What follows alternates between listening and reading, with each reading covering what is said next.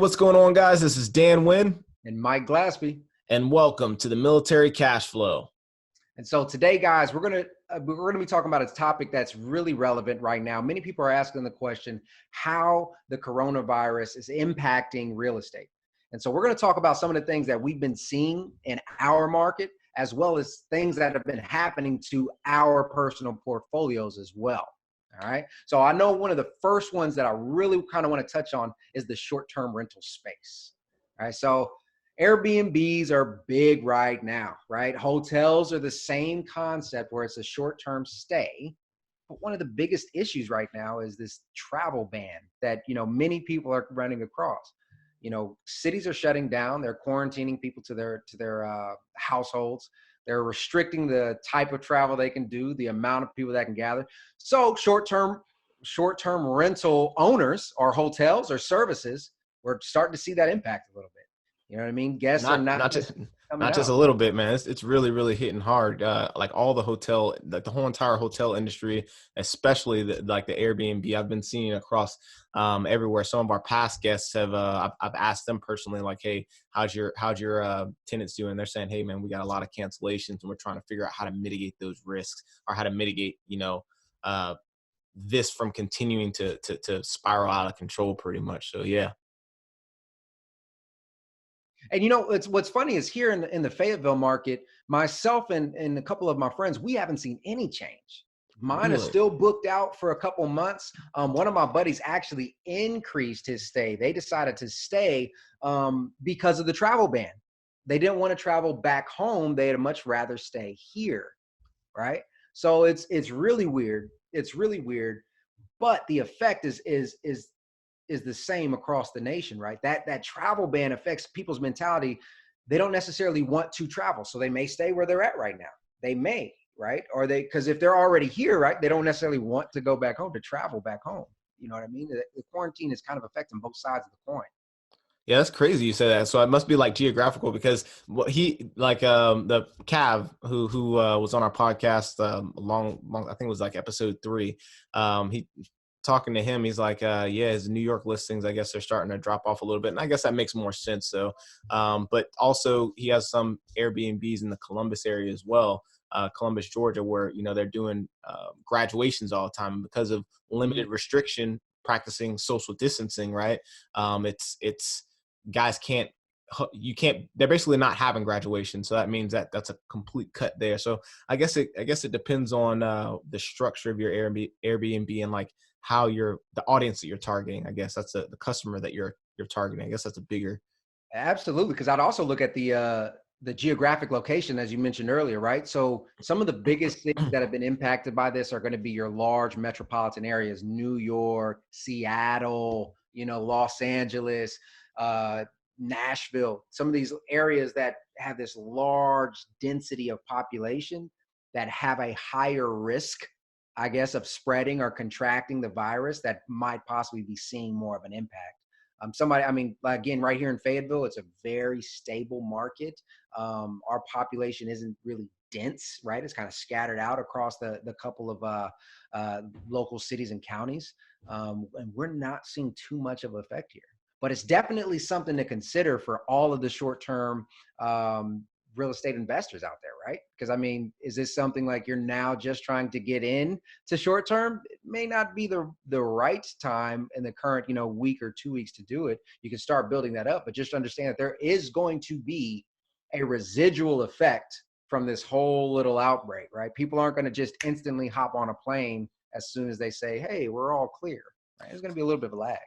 So what can these Airbnb hosts do to mitigate some of this, some of their losses? What do you suggest? So as I mentioned, in the Fayetteville market, we aren't really experiencing much impact, right? But we prepared for it. We had planned accordingly. And so one of the things we considered is we wanted to make sure that we had enough reserves in place just in case we couldn't actually complete the booking. We wanted to be able to take care of the next couple of months of mortgage rents, right? We always want to have that reserve. But the beautiful thing about short-term rentals is we're going to collect income even if somebody stays for 3 days. So we didn't necessarily need an abundance of capital reserves for this, right? but you want to be prepared. The next thing is make sure that you're using all of your tax benefits for this, right? So as you're aware, in real estate, we have a lot of write-offs because we're doing our business the proper way. So all the furniture, you should be able to write that off or depreciate it depending on the price point and get with your CPA on that. But all these different times, these vacancies and everything else, this could work in your favor if these next upcoming months are going to be highly profitable. Sometimes these months can offset some of that income or using some of those tax advantages, the write-offs and things like that. So just be creative in your approach for the short-term side. Yeah, you definitely get that pretty much perfectly segues into our next how it affects the next market, which is any of the multifamily homes or just really any of your other rental properties, just your long-term rental properties, right? Yep. So we talk about vacancy costs, and you can offset some of those vacancy losses using the tax benefits as well. So to maximize some of those are to decrease some of the gains that you have in income, which is phenomenal. One of the big keys of advantages to real estate, right? The taxes. Mm-hmm. All right. So how it affects the regular rental portfolio, or the regular, your single family rental or your multifamily rental. These basically with the travel ban, and then also the, stay in place. It's kind of, well, mainly the new, a lot of states are rolling out with the law that, hey, you can't evict in 90 days. Like it's like a 90-day eviction clause. That's really the biggest factor that's affecting some of our rental properties, the expectation of it, right? It hasn't happened yet. I mean, most people are still working if they can, or they're working from home and jobs are supporting them for the most part.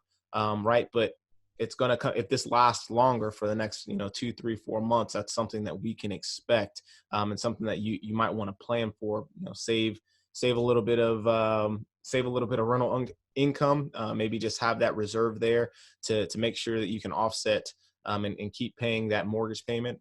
Also, if you're having a hard time and your tenants are actually losing their jobs, and you do have to go through the eviction process, or you're not able to, you can also consider getting in contact with your mortgage company and asking for forbearance, for like I think it's a hardship forbearance, I believe, because, hey man, it's this is a global pandemic basically. So this would definitely qualify for that. And this is something that you can do to basically, not pay your mortgage for a few months. Just understand your interest is still going to accrue during that time. But yeah. And that's, all those points are right on the money, guys. I mean, this is a pandemic, right? So here in our market, here in Fayetteville, they've already restricted evictions. We cannot evict our tenants for the next 90 days, right? Because you got to think about it. Like, you have to have a heart. Now, I understand business is business, but if these people cannot go to their job to earn this paycheck, to afford their rent, and some of these people are living paycheck to paycheck, right? What does it look like for you now to say, hey, you were forced not to go to job, and I'm now going to force you out of your home? Like, this is not the time to start, to let your heart go, right? This is a relationship business. If you can treat your tenants right now, they're more than likely going to stick with you and treat you right in the future. Okay. Now, a lot of the evictions that we're seeing now, they started, 90 days ago or whatever the case was. And they're just coming to a point now, to that peak, and they're stuck. It's like, oh man, these were bad tenants, 3 months ago. Why can't I get them out now? It's just part of that journey that you have to kind of go through. Understand that the leaders of the country are discussing many different options as far as stipends, emergency relief funds, and all these different things that come in forms of $1,000 here, or tax exemptions for small business owners and things of that nature. But all those are just, they're kind of, they're being talked about, but none of them are in writing yet. So you need to be prepared that you may have a couple months loss of rent potentially. Well, on that same note, there are insurance policies out there. This might be a hard time to get it now, right? But there are insurance policies that will cover some lost rent depending on certain circumstances, right? So this could also be a really great time where you guys go out and review your insurance policies and just see what kind of clauses are in there because you might have some relief funds in other places as well. Yeah, man. The people business. This is the people business. So you do have to, it's not that time to be a freaking, an a-hole landlord. So a landlord. So some of the things that you can do and some of the things that we're, myself and my property manager are talking about is possibly reducing some of the rent, for those families that are actually affected, that they're literally out of jobs right now and their jobs are not able to, compensate them during these times. We're kind of reducing some rent to try to help out, because just like Mike said, hey, this is a people, this is a relationship business. You take care of your tenants, and they do take care of you, because they are the ones that pay the rent. They are the ones that maintain your property. So those are some things you can think about. One thing that you do need to do is, what I strongly recommend doing is getting in contact with your property managers right now, if you haven't already done so. So my property managers have sent out letters to my tenants for like, hey, basically just trying to, for expectation management for the tenants. Hey, we're tracking that, this is a global pandemic. We understand what you might be going through right now. This is what we're doing to help in this situation. We are reducing rent. We are, if you are experiencing any challenges, we are reducing rent. We are just here for any kind of support that you actually need. And that's super key, especially when you're going to, if you're getting into this business at all, and you're going to own some rental properties. When we talk about like the importance of a team, the property manager is super key, and understand that they are going above and beyond for you and your property. And those are some of the things that we kind of look for when we're getting these team members. So it's great that the property managers are doing that, but you need to have that conversation with them and make sure that, they got your tenant's best interest at heart. So. Absolutely. And so we covered a lot of the things with landlords, and how the coronavirus is impacting real estate investing for landlords. But what about some of the more creative ones? What about wholesalers and fix and flips? Have you seen any new changes out in your area for wholesalers or somebody like that? Yeah. So for the wholesalers, I don't think it's going to have a huge impact, but I think it is going to have an impact. Obviously, with the 90-day, no eviction thing, that creates less distressed owners, right? So there's less potential sellers out there that can sell their home. They know, all right, I got an extra 90 days. Typically, the people that we're buying these homes from, or we're getting these homes from, they are in distressed situation. They're going through an eviction. They're going through they're going through something distressful, and they need to sell, essentially. They need to sell. So this just buys some extra time. So that's it makes it, with that happening, it makes it a little bit harder to to get something signed, to get a contract signed, so you can buy that property for them. For example, the other thing is on the buyer end, right? So I think that a lot of people right now are preserving their cash. They're kind of holding on to their cash. They're not making frivolous, they're not purchasing things if they can't, because we realize, hey, this is a global pandemic, and will likely affect the economy in some ways. We're already seeing what's happening with the stock market, what's happening with a lot of people's IRAs and 401ks and retirement accounts. So with that said, there's less spending, right? So people are holding more onto their money. So that's reduces the amount of people that we can actually sell a property to that has the cash on hand. So there's it's kind of like burning fire on both ends of the candle, right? From the seller side, it's kind of, there's less properties, essentially, less people that are trying to sell right now that are in distressed situation.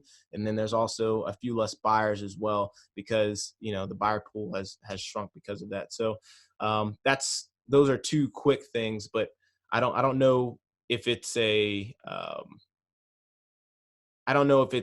don't think it's hit that hard yet. Right. So. I would actually agree with you 110%, because we've actually seen it here. The seller side, many people are like, I don't want to move right now. I don't want to do anything. I don't want to kick my tenant out. I don't want to, I really don't want to push any buttons. Also, like courthouse auction properties. A lot of wholesalers and fix and flippers get their inventory for some of these kind of off market, locations or whatever. But I mean, the courthouses are closing in some cases, right? So they're saying, hey, we're shut off to the public. We're going to stop all of our auctions. We're going to stop our, our bids, our tax foreclosure process, all this stuff. So the inventory is kind of getting backed up a little bit. And then, as you mentioned on the backside, now, the Warren Buffett quote, be greedy when others are fearful and be fearful when others are greedy. This could be a great opportunity for you to really come in with some heavy spending, but you're looking at those investors that are doing that now. It's because they prepped for an event like this, right? They had those capital cash reserves. If you're coming in as an investor trying to buy and flip, but you have to borrow money to do it, typically the people that you're borrowing money from are kind of holding on tight right now with this whole pandemic. So just keep that in mind, and also understand that this is kind of mirroring that 2008, 2009 event, right? About 8 to 12 months after everything cleared up, there was an excess of inventory for foreclosures and everything else. Yes, during that time, it was because a lot of primary mortgage holders, or, the actual mortgage holders, a lot of them went into default. But at the same time, a lot of that process was held up. I think here we're going to see more of the process was already started. It just got held up. And then all of a sudden, after 30 to 45, 60 days, and the wheel gets spinning again, all of these properties are going to hit the market. So in about 6 to 8 months, I know in our market we're very confident it's going to happen, and I'm willing to bet in many markets we're going to start to see an influx of foreclosures and opportunities like that as well. That's typically how it happens, man. When the 06, 07, the Great Recession happened, it didn't really happen until, or at least the inventory didn't open up back up until about a year after. And that's when everything was pretty much dirt cheap, rock bottom prices. Mm-hmm. I think the same thing's going to happen here as well. So if you got the cash, and you want to hold on to it, and you can take advantage of that opportunity. Because just like Mike said, man, it's just on hold right now, and it takes some time to actually get through everything, especially with the courthouses closing. Basically, everything is closed and everyone working from home. So there are some systems that can't be accessed to continue or expedite those processes. So, yeah.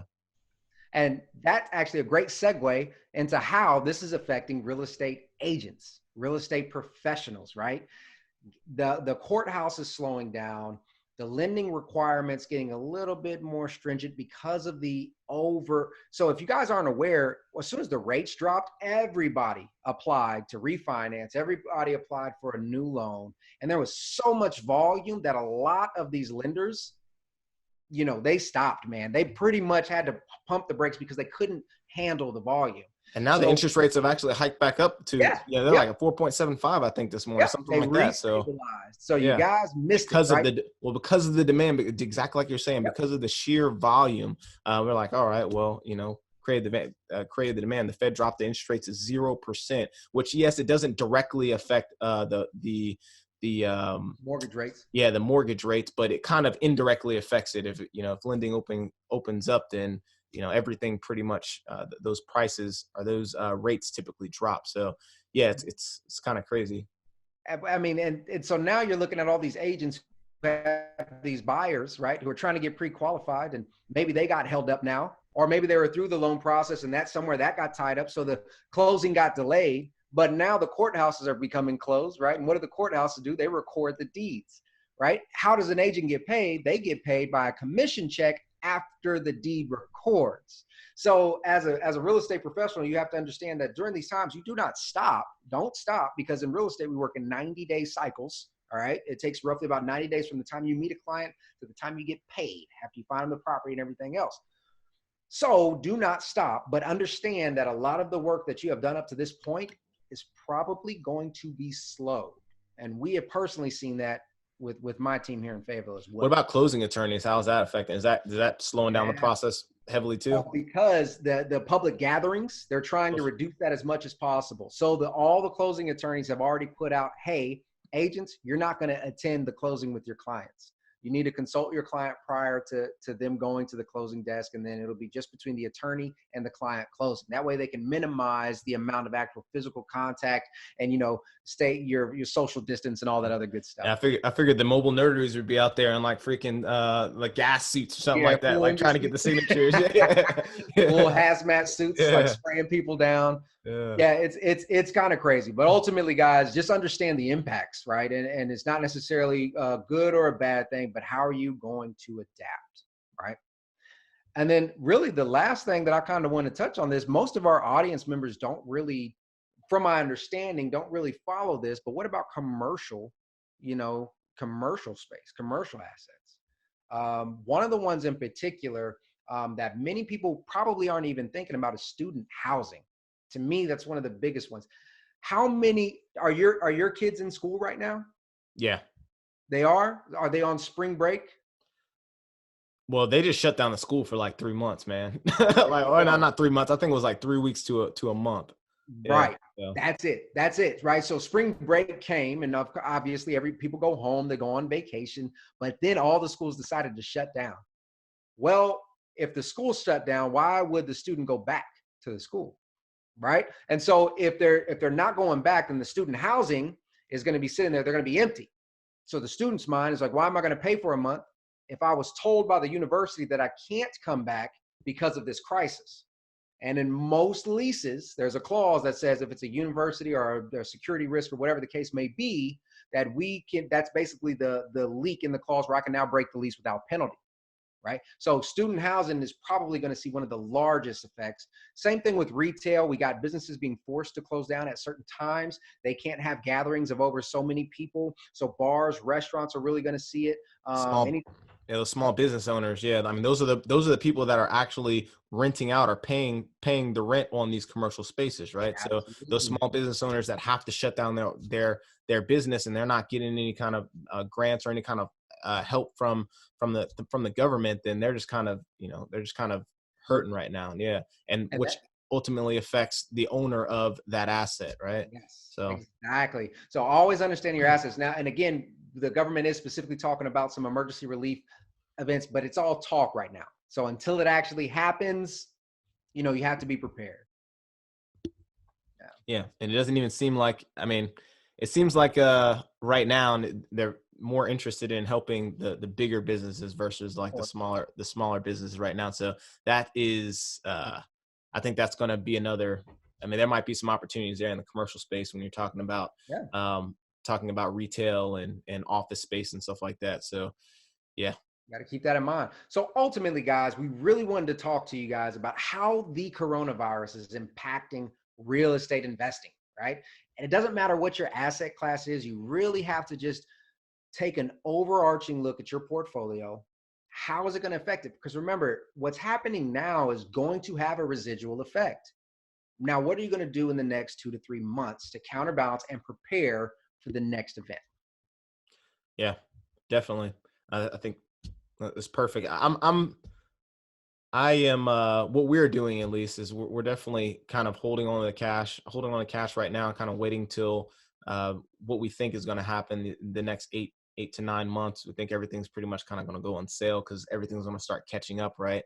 Things are going to start going on sale, and that's when you can find some very, very good deals. So yeah. I've actually, and I'm not advocating this by any means, but a couple of my clients backed out. They said, "Hey, I don't want to touch it right now. I want to hold on to my money in case event comes out. So therefore, just go ahead and take me out of contract."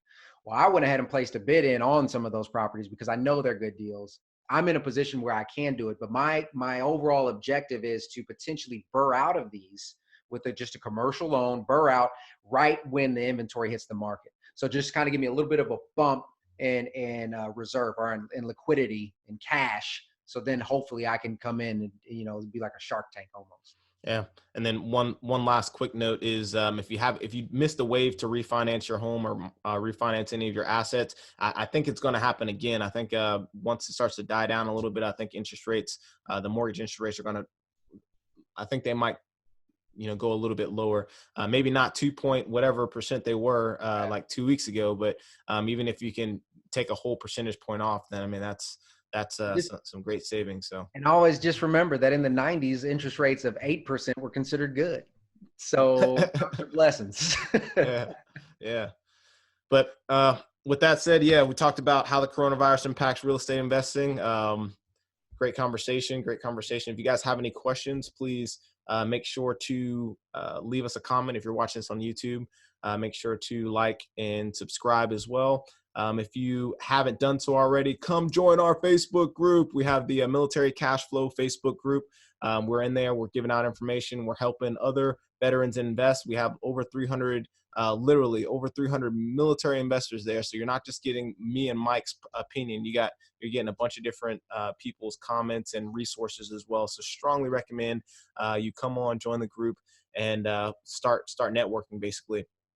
Lastly, if you're listening to this on podcast, if you're listening to this this smooth, silky, smooth voice on podcast, then leave us a 5-star review.